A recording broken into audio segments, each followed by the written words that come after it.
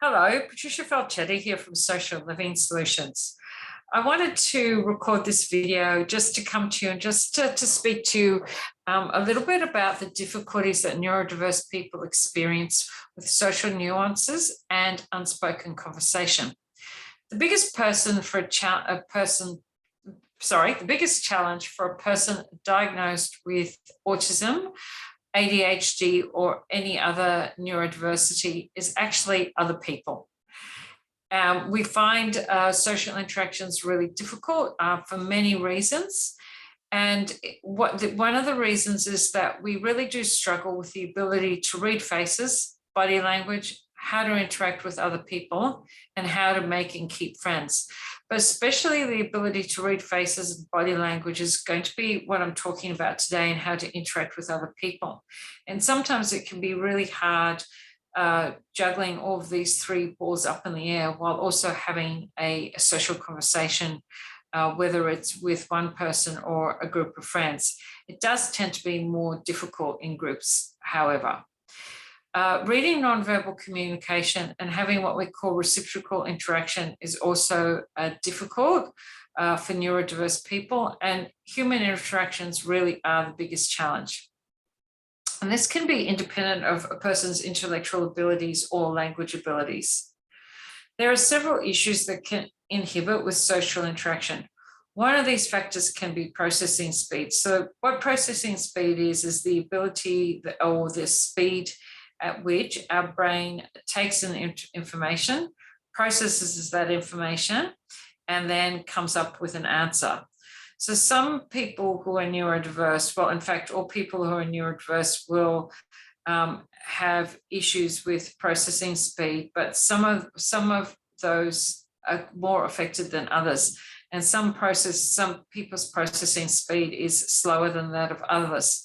So what that interferes with is our response time in a social conversation. So if you think of social communication, with neurotypical people in groups, often conversation is happening very quickly and at a very fast pace. And if you have a slower processing speed, this can be really, really difficult and really quite exhausting to keep up with,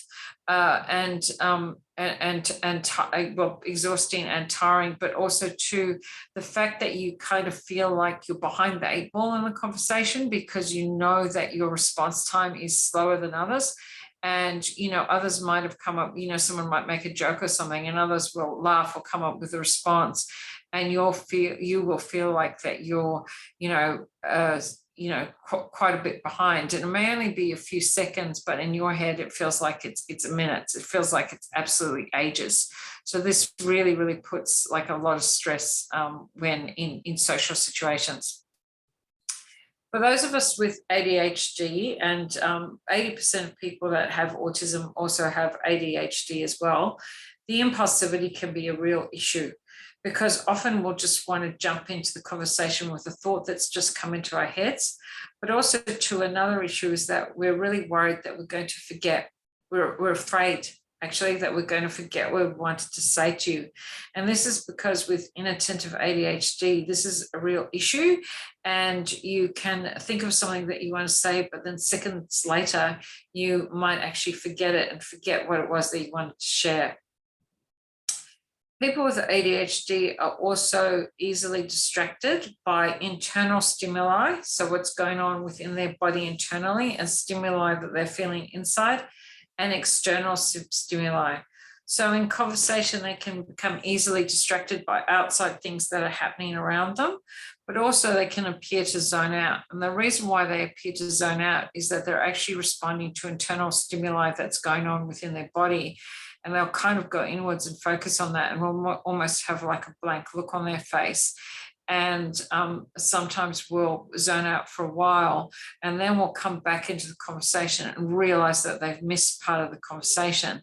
And as you can imagine, this is incredibly stressful in a social situation because you feel that your friend's going to think that you haven't been listening to them or what they're saying to you isn't important.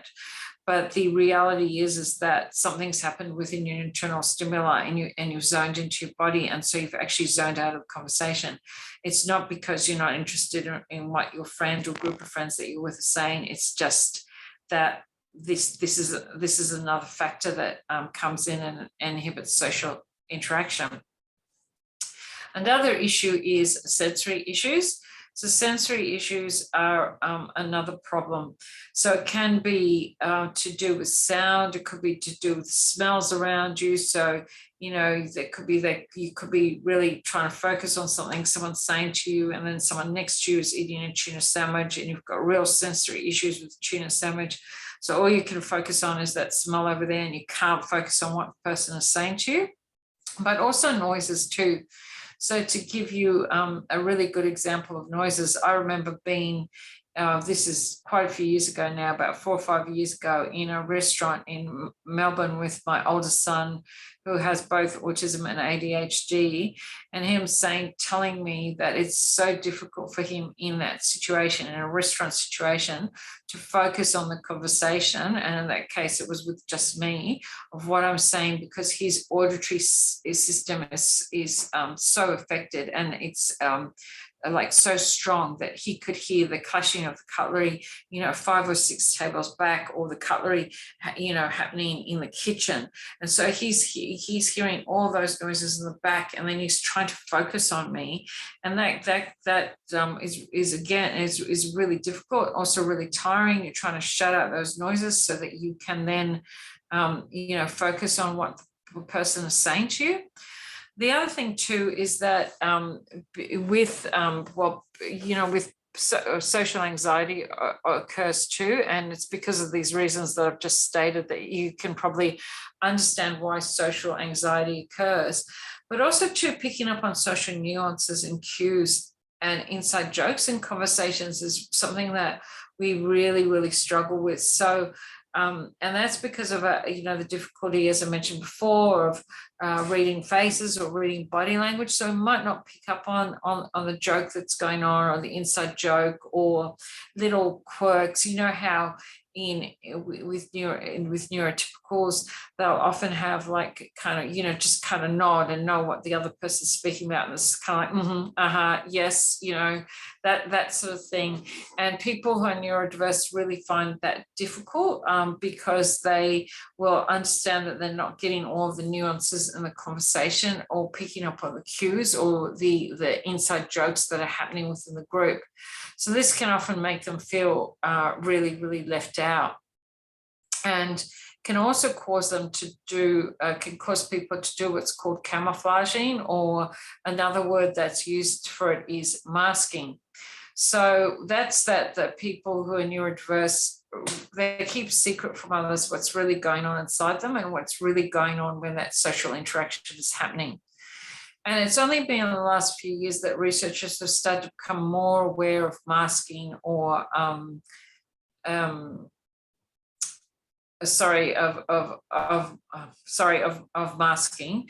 And that's because the reason why researchers have sort of become more aware of it in recent years is because with recognizing females and autism traits in females, and we're now realizing that many more females than we thought, that there's quite a high prevalence of females on the spectrum as well as males, that we've recognized that females mask, and there are also some males that mask as well.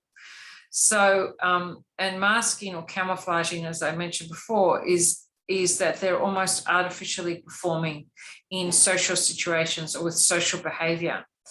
And what they're trying to do is they're trying to appear to be more neurotypical, and they're hiding the behavior that might be viewed as socially unacceptable or socially weird or quirky.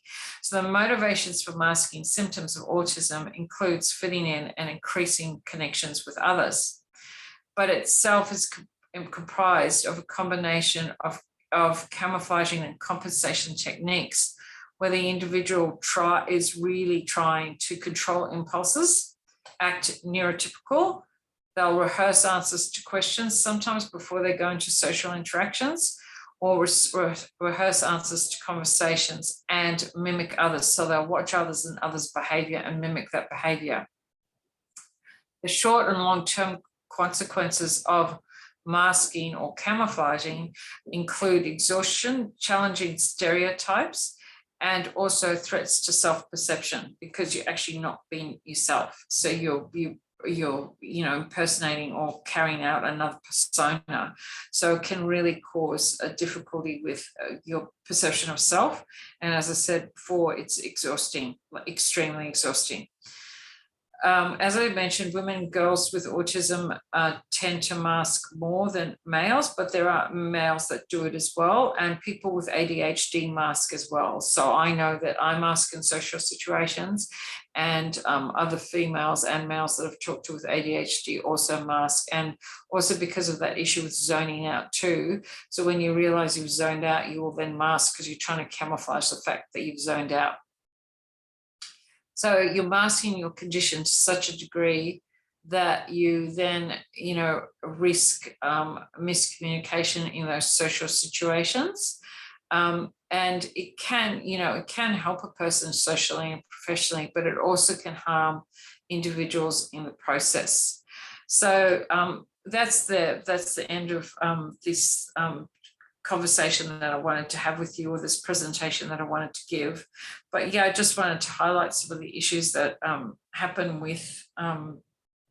within conversation and with those social nuances and kind of those unspoken rules in conversation, just so that you get a bit of better understanding of how difficult it is for people that are neurodiverse and what's going on, and also hoping that you get an understanding that they're not being rude, that they're not disinterested, and that they do care and that they are interested, but there are these other factors that come in that inhibit them being able to interact in a way that really is, that neurotypical people see as acceptable, or that is what is considered typical of the general population. And makes me say to you that maybe we need to rethink what is typical and what is acceptable, and realize that there are communication differences, and embrace them and understand them. Thank you.